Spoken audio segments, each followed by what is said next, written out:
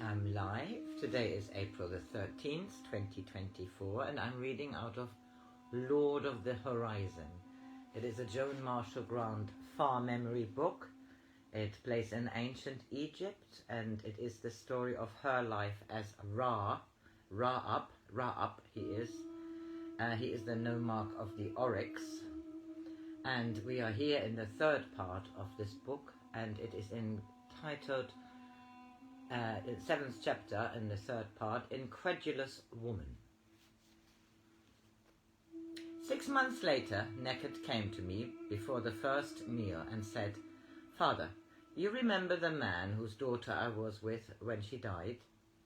I nodded, and he went on, "I want you to come to his house with me. If I've dreamt true, he died during the night." "Tell me your dream." I was walking along the path which I knew led to the White House on the hill, but this time I wasn't the little girl. I was myself. I was waiting for someone, just as the boy had waited for the girl.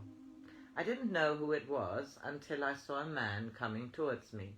Then I recognized him. He said, "I had no illness to warn me that I was going to die, otherwise I should have sent to your father and asked that you might be with me when I made the crossing. But I see that though I thought no one had heard me, you did not let my call go unanswered." I was surprised that he wanted me, for I knew he had made so many journeys there. He must have guessed what I was thinking, for he said, "It is not that I find death unfamiliar. In fact, it is most restful no longer to have to take elaborate precautions to make my wife think she is still on earth." "Then why did you send for me?" I asked. "Because I need your help to prove to her that she is dead. Since our daughter died, I have been trying to persuade her to adopt a wider horizon, and in this both the children helped me.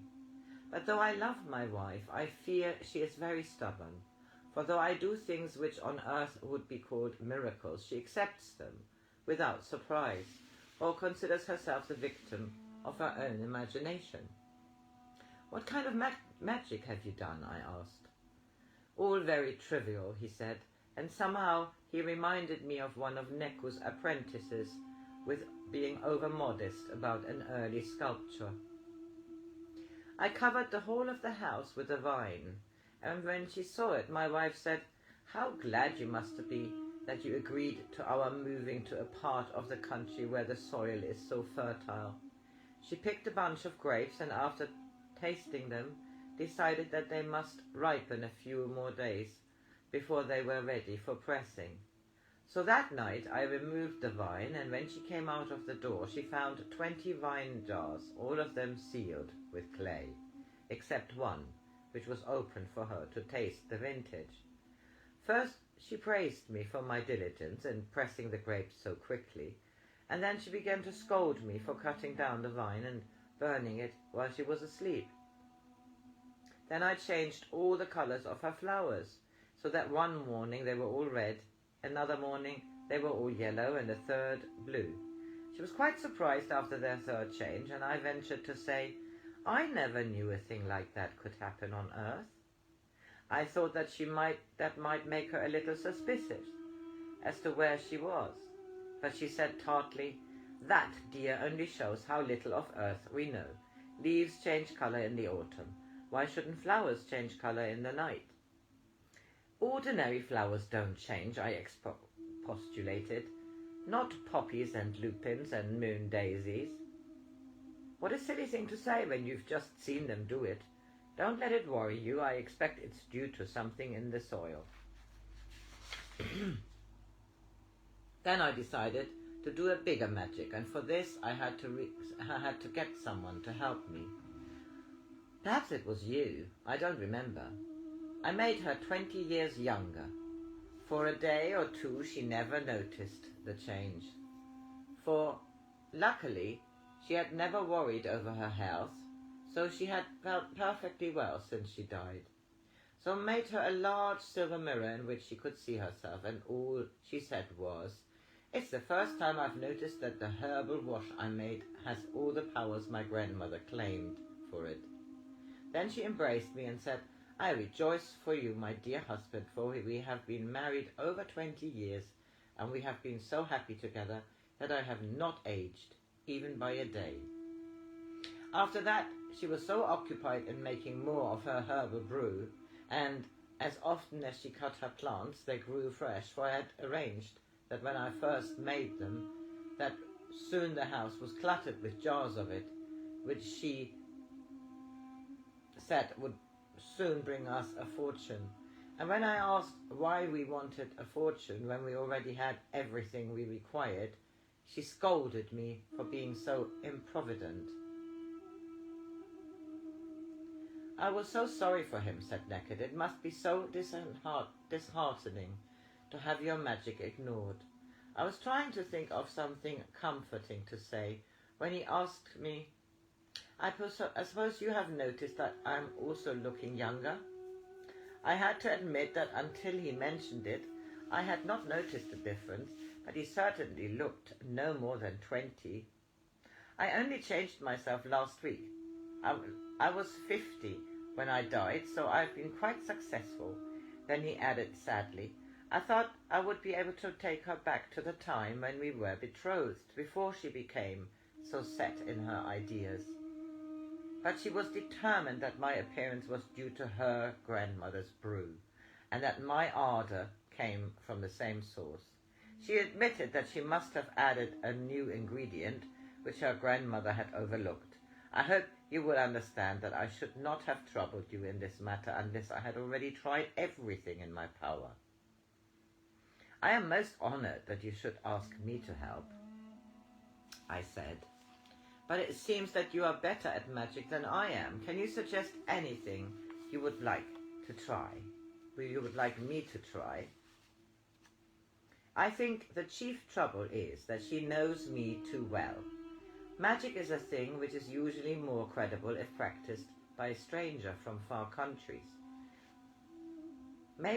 Perhaps it may be allowed to the nobles, but to her it seems so improbable for the common people. She has, however, a tremendous admiration for your father. In fact, I know that she ascribes to him the divinity which most people allow only to Pharaoh. If you could disguise yourself as Ra-Ab Hotep and come as an honoured guest to our house, she would regard with the most proper awe any magic which you cared to do for us. If Ra-Ab Hotep told her so, she might even believe that she is dead. Neked smiled up at me. Making myself look like you wasn't at all difficult, and I thought I would seem most impressive in ceremonial dress, such as you sometimes wear in audience. The man went ahead to tell his wife that she must prepare to receive the nomarch, and I followed him. I thought I ought to behave ordinarily at first. I drank a cup of the wine she gave me. It was very sour, so I don't think while he was alive he can have been knowledgeable about vintages. I was wondering how I was going to convince her she was dead, when it suddenly occurred to me that she might have heard of it as crossing the river. So until she saw a river, she would never believe that she had already reached the far bank. I made a tremendously strong mental picture of a wide river flowing at the foot of the garden. Then I went to the door and said in what I hoped was a very impressive manner, Though I am nomarch of the Oryx, you are my kinsman. In life you are also under my protection, and in death there shall you also be. The time has come to leave this ordinary country and to enter the boat of millions of years. Beyond the mist is the shining land, and to that place will I be your steersman. I led the way down the steps and crossed the garden to a boat waiting at a landing stage. The man and the woman and their 2 children followed me. I saw that she kept firm hold of her husband's hand, but she was eager rather than apprehensive. I heard her whisper to him, It seems almost a pity that we are going to die, just when we have earned so much treasure. And he answered, We shall have no need of that kind of treasure. In each other we shall find riches. Happiness, she answered. Yes, that is the only thing worth having. I'm glad we are dying, for in time my grandmother's unguent might have lost its power. Now we shall always be young. When we reached the middle of the river, she said, I never knew that to die was to walk into happiness. And I asked, You know that you are dead?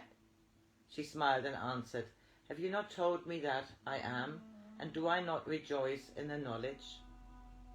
Then she turned to her husband, and they embraced, and I woke up. I don't remember seeing the children in the boat. I suppose that as soon as they knew that their mother didn't need their protection anymore, they went on with whatever they wanted to be doing. Then, without waiting for any comment from me, he said, So, you see why I want to go and find out whether he's dead? I go to tell your mother where we are going, then I'll come back to you. Can we take our food with us instead of waiting to eat it here? Certainly, if you wish, but why is he dead? Why, if he is dead, are you in such a hurry? Partly because it's a chance to prove that I dreamt true, and partly because the man had a cow and there will be no one to milk her. We travelled by litter and arrived within the hour. The cow was lowing in her stall and the shutters of the house were still closed. The door creaked on its hinges as I pushed it open. A shaft of sunlight shone through the doorway to the bed place, where a man lay with a smile on his dead mouth. So it was a true dream, whispered Nectar.